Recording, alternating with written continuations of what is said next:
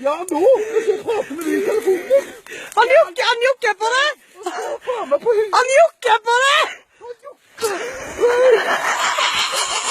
Jeg står og tar meg opp på det.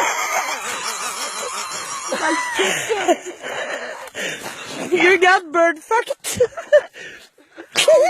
Au. Dæven, ikke nå. Au.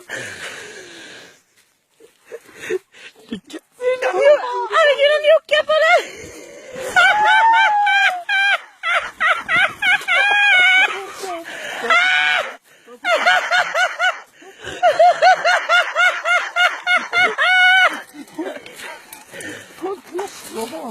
Åpne filmen alt sammen. Dæven steik.